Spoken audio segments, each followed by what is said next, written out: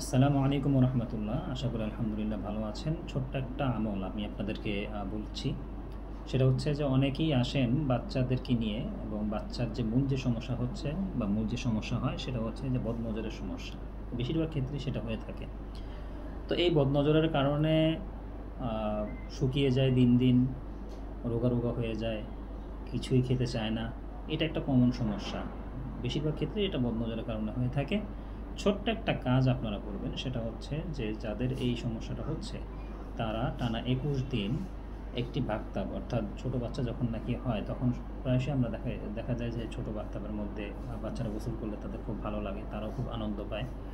তো এটা অবশ্যই অবশ্যই করবেন। ওই ওই বাথটাবের মধ্যে পানিটা নেবেন, নেওয়ার পরে যে পানিটা দিয়ে তাকে গোসল করাবেন, এই পানিটা তো আর কোথাও যাচ্ছে না।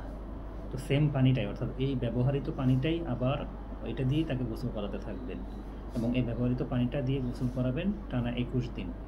এইভাবে যখন আপনারা প্রতিদিন করবেন, দেখবেন যে আস্তে আস্তে তার বদনজরটা কেটে যাবে। পাশাপাশি আরও কিছু আমল রয়েছে, এগুলো আপনারা করলেও করতে পারেন, এটা আরও বেশি উত্তম।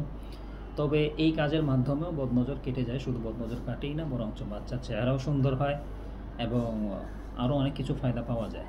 তো কাজেই আপনারা যারা এই সমস্যা ভুগছেন, যে সমস্ত শিশু বাচ্চারা এই সমস্যায় ভুগতেছেন, তাদেরকে এই আমলটা আপনারা করে দেখতে পারেন। ইনশাল্লাহ অনেক অনেক ফায়দা পাবেন। তো আজকের মতো ভিডিওটা এই পর্যন্তই। আশা করি সকলে ভালো থাকবেন, সুস্থ থাকবেন। আসসালামু আলাইকুম রহমতুল্লাহ।